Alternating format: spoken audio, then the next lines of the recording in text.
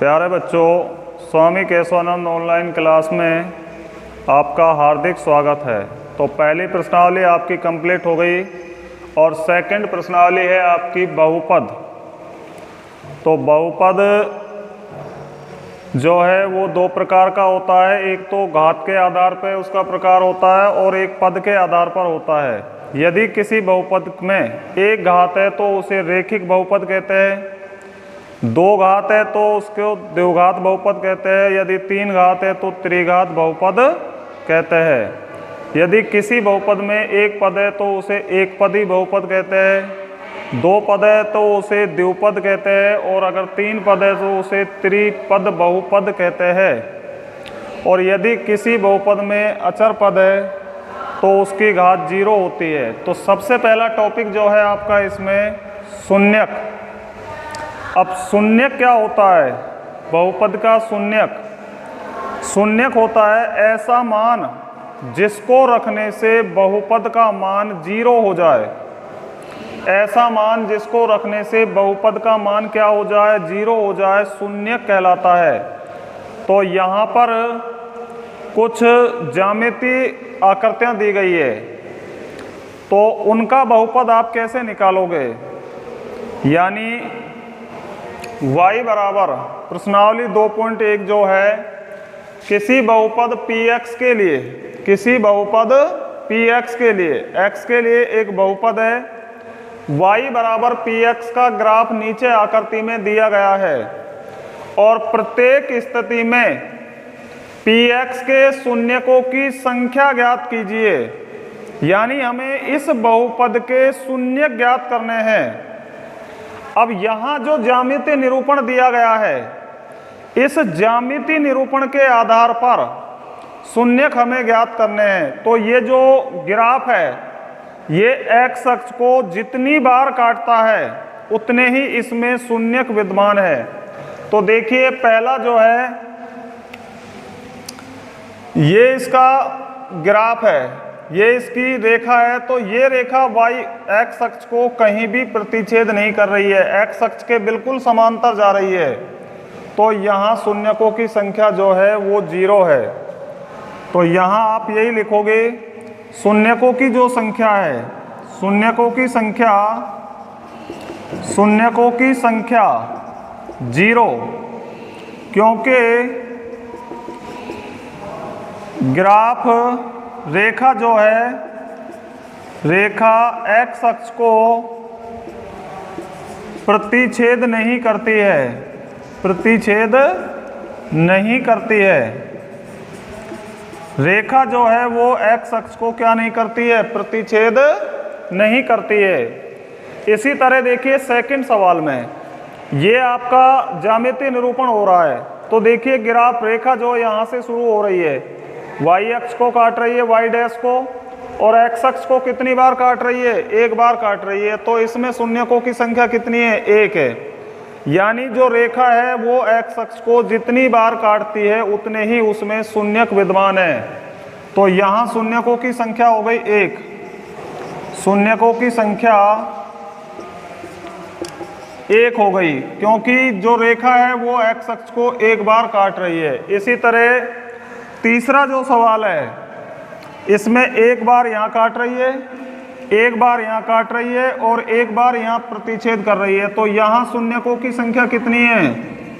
शून्यकों की संख्या 3 है। एक बार प्रतिच्छेद कर रही है, दूसरी बार कर रही है और यहाँ तीसरी बार कर रही है। इसी प्रकार चौथे सवाल में x अक्ष को कितनी बार काट रही है? ये रेखा 2 बार काट रही है, 1 और 2।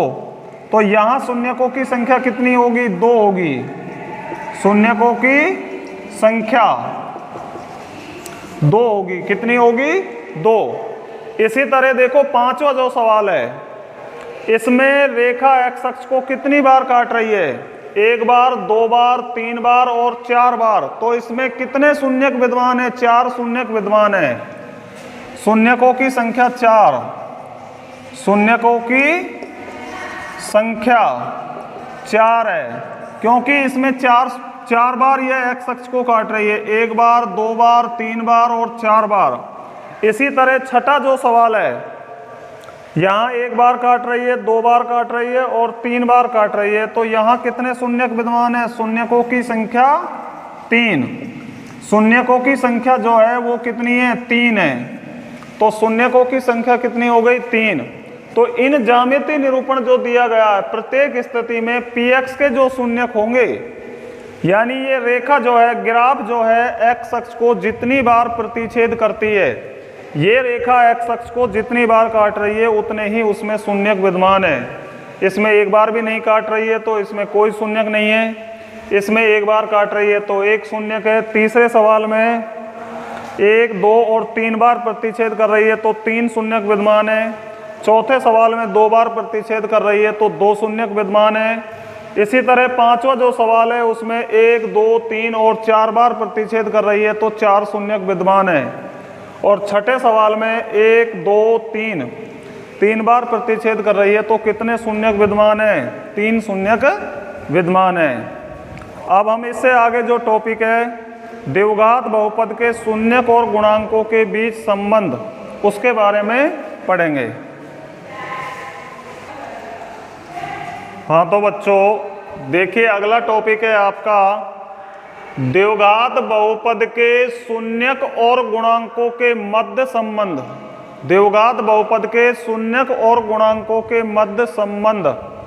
तो द्विघात बहुपद यानी ऐसा बहुपद जिसकी घात कितनी हो? 2 हो। ऐसा बहुपद जिसकी घात कितनी हो? 2, द्विघात बहुपद कहलाता है। जैसे ax² plus bx plus c, तो इसकी घात कितनी है? 2 घात है, तो ये द्विघात बहुपद कहलाता है।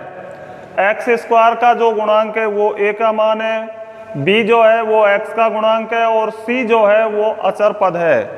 तो हमें द्विघात बहुपद के शून्यक और गुणांकों के बीच संबंध की जांच करनी है। और जिस बहुपद की जितनी घात होती है उतने ही उसमें शून्यक विद्यमान होते हैं। तो यहाँ बहुपद कितनी घात का बहुपद है? 2 घात का बहुपद है, तो कितने शून्यक विद्यमान है? 2।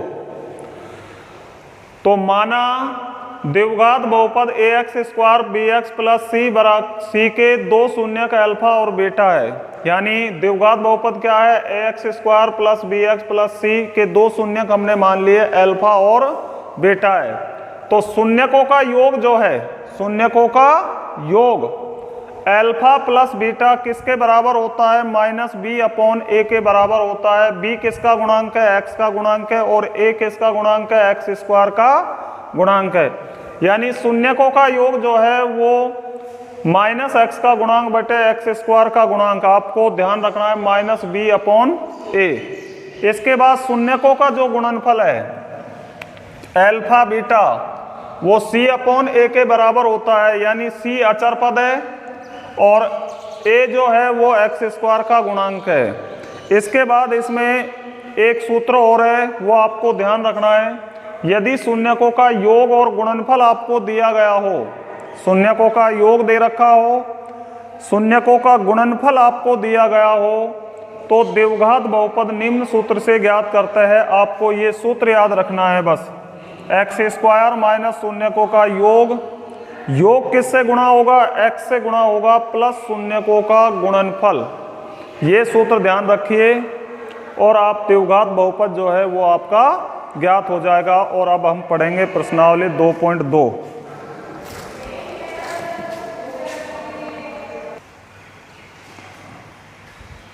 हाँ तो बच्चों, प्रश्नावली 2.2 का पहला सवाल है।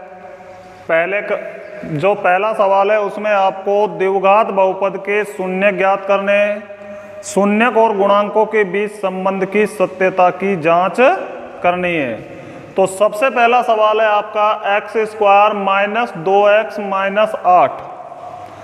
सबसे पहला काम है हम इसके शून्य ज्ञात करेंगे। तो शून्य निकालने के लिए आप सबसे पहले इसके गुणनखंड करोगे।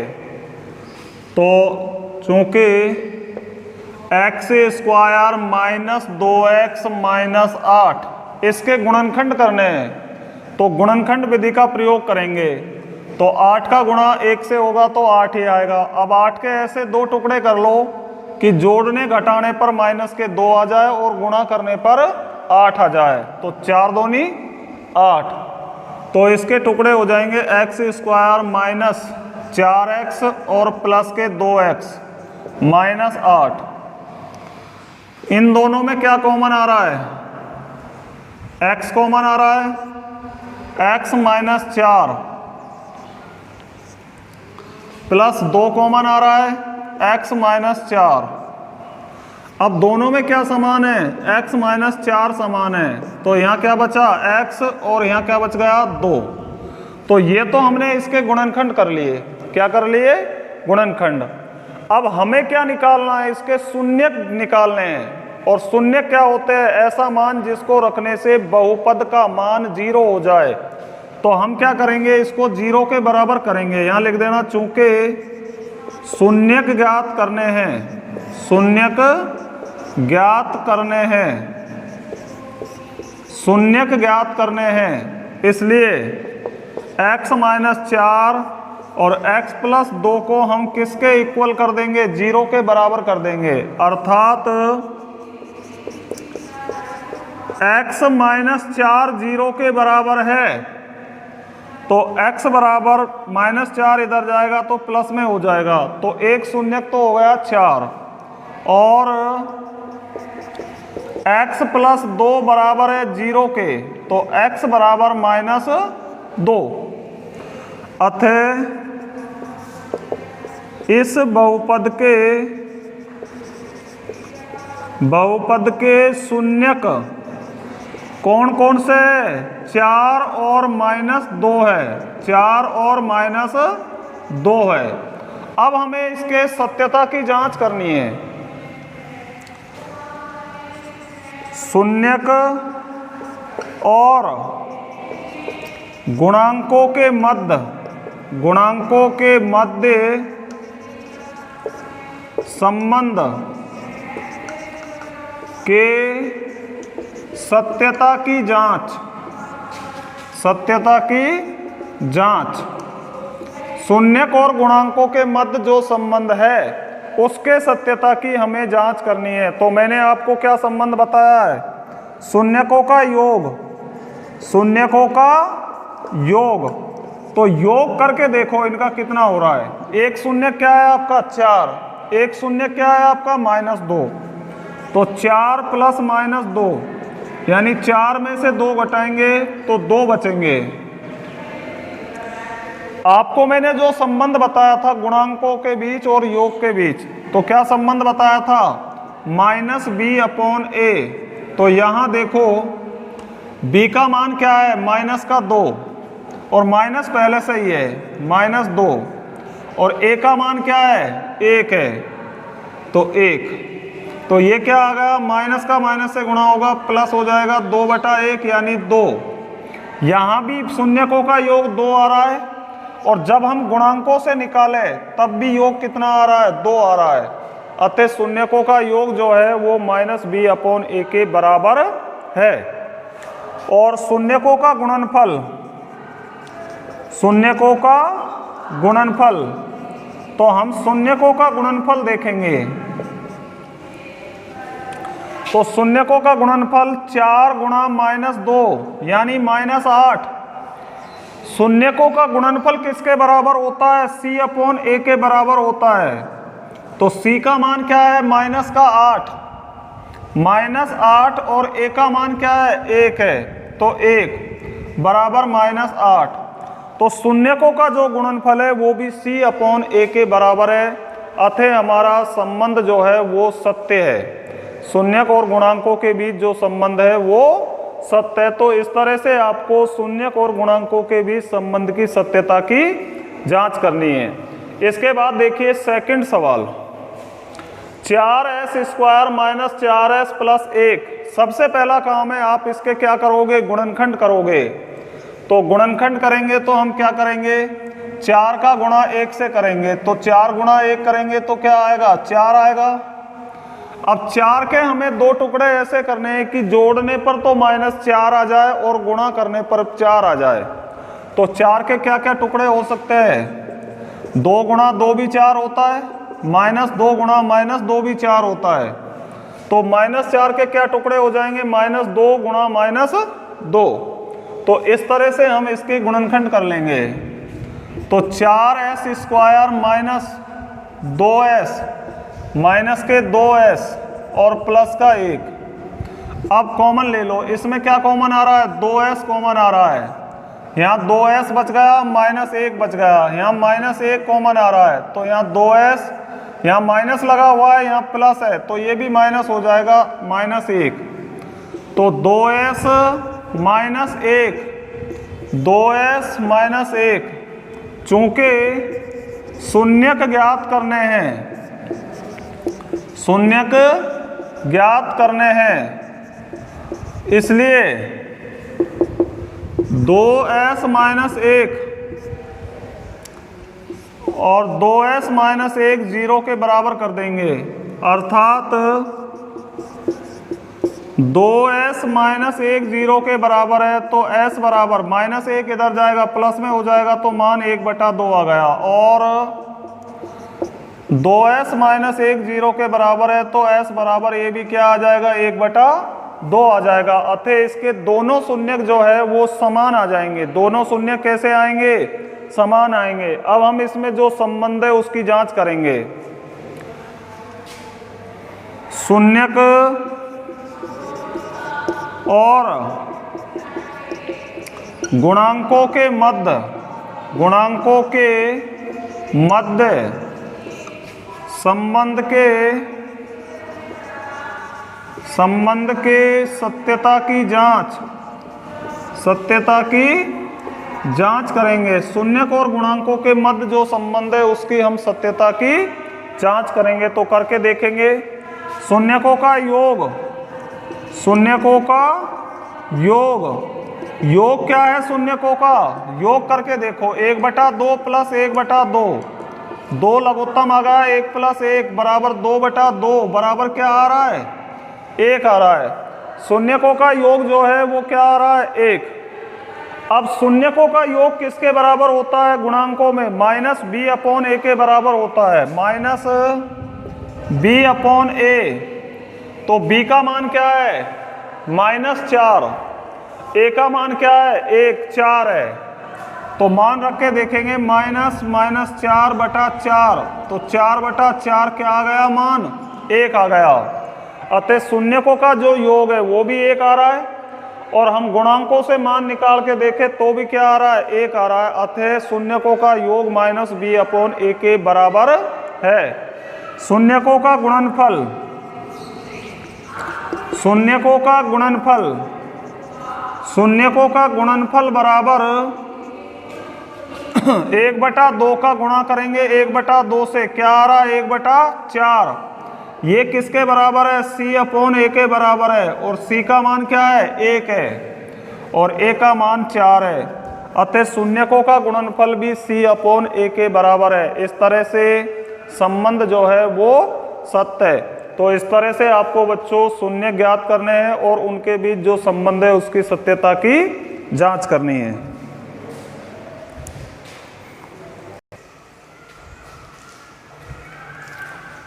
हाँ, तो बच्चों अगला सवाल है आपका 6x² - 3 - 7x। तो सबसे पहले तो हम इस बहुपद को सही क्रम में लिखेंगे, चूंकि 6x² - 3 - 7x तो सही क्रम में जमाइए, घातों के घटते हुए क्रम में। 6x², फिर 7x आएगा, फिर अचर पद आएगा -3, और वही तरीका है गुणनखंड करने हैं आपको। 6×3 = 18, तो गुणा करने पर कितना हो रहा है, 18 हो रहा है। अब 18 के ऐसे 2 टुकड़े करेंगे कि जोड़ने घटाने पर 7 आ जाए। तो करिए 18 के टुकड़े, 9 × 2 करेंगे, 9 में से 2 घटा देंगे तो क्या आ जाएगा, 7 आ जाएगा, और 9 का 2 से गुणा होगा तो क्या आएगा, 18 आ जाएगा।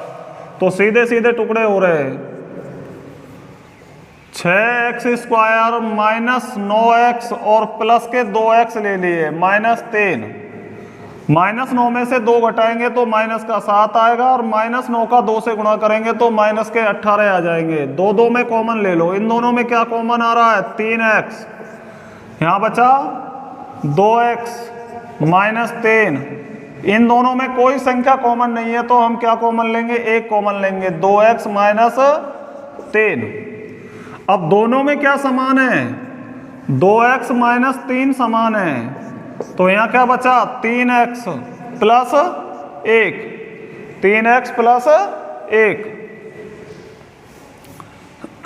चूंकि शून्यक ज्ञात करने हैं, शून्यक ज्ञात करने हैं, इसलिए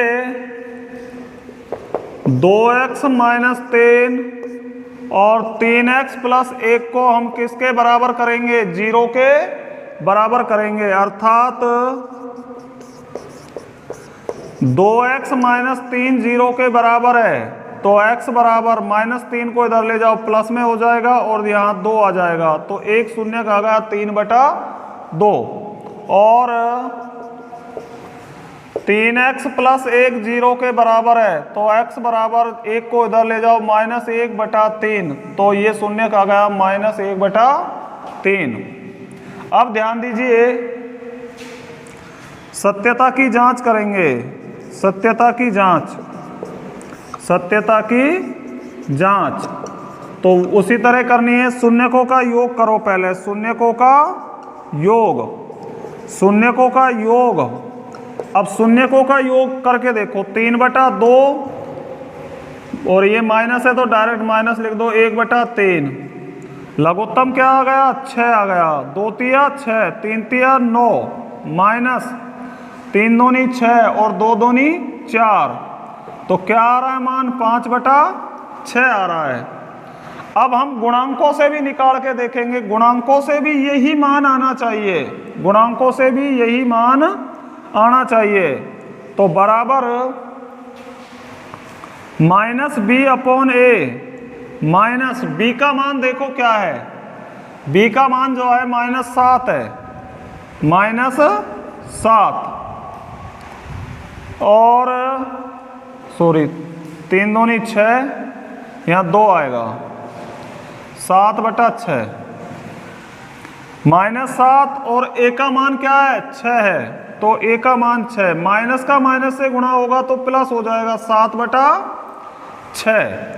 तो शून्यकों का योग जो है वो भी 7/6 आ रहा है और गुणांकों से हम मान निकाल के देखें वो भी क्या आ रहा है, 7/6 आ रहा है। तो शून्यकों का गुणनफल, शून्यकों का गुणनफल, शून्यकों का गुणनफल, शून्यकों का गुणनफल निकाल के देखेंगे। तो गुणनफल करो, 3/2 का गुणा किससे करेंगे, -1/3 से, 3 से 3 कट गया तो ये आ गया -1/2, -1/2 ये किसके बराबर है, शून्यकों का गुणनफल c/a के बराबर है। तो c का मान क्या है, c का मान -3 है, -3, a का मान क्या है 6, तो क्या आ गया -1/2। अतः शून्यकों का गुणनफल भी c/a के बराबर है, अतः हमारा संबंध जो है वो सत्य है। इसके बाद चौथा सवाल है आपका 4u² + 8u, तो इसके गुणनखंड करेंगे, सीधे सीधे गुणनखंड हो रहे। कॉमन क्या आ रहा है दोनों में, 4u कॉमन आ रहा है, यहाँ u बच गया और यहाँ 2 बच गया। चूंकि शून्यक ज्ञात करने हैं, शून्यक ज्ञात करने हैं, इसलिए 4u और u + 2 को 0 के बराबर कर देंगे। अर्थात 4u बराबर है 0 के, तो u बराबर 0/4, यानी u का मान क्या आ गया, एक मान तो 0 आ गया, और u + 2 बराबर है 0 के, तो u बराबर -2 और एक मान जो है वो -2 आ गया। एक u का मान 0 आ गया और एक u का मान -2 आ गया। अब हम इसके सत्यता की जांच करेंगे, सत्यता की जांच। तो सत्यता की जांच जो है हम किस तरह करेंगे, जैसे हर सवाल में करते आ रहे हैं वही तरीका है। शून्यकों का योग, शून्यकों का योग, जो आपने शून्यक निकाले हैं उनके योग करके देखो, 0 + -2, तो 0 में -2 जुड़ेगा तो क्या आएगा, -2। शून्यकों का योग किसके बराबर होता है, -b/a के। तो -b/a माइनस और b का मान क्या है 8 और a का मान 4, तो कितना आ गया, ये -2 आ गया। तो शून्यकों का योग -2 आ रहा है और गुणांकों से हम मान निकाले तो भी कितना आ रहा है, -2 आ रहा है। अतः हमारा संबंध जो है वो सत्य है। शून्यकों का गुणनफल, शून्यकों का गुणनफल, तो शून्यकों का गुणनफल करके देखेंगे। 0 का गुणा -2 से करेंगे, क्या आएगा, 0 आएगा। शून्यकों का गुणनफल c/a के बराबर होता है। अब इसमें c का मान ही नहीं है, अचर पद नहीं है, और जब मान ही नहीं है तो c का मान क्या लेंगे, 0 लेंगे। 0/4 यानी मान 0 आ गया। अतः हमारा संबंध जो है वो सत्य है। तो इस तरह से बच्चों आपको शून्यक निकालने हैं, शून्यक और गुणांकों के बीच संबंध की सत्यता की जांच करनी है। तो 2.2 का पहला सवाल जो है उसके 4 सवाल मैंने आपको हल करवा दिए। अब इसके 2 सवाल बच रहे, 5वां और 6ठा, वो दोनों सवाल आपको हल करने हैं। इसके बाद कल करवाएंगे आपको सेकंड सवाल जो है वो हल करवाएंगे। धन्यवाद।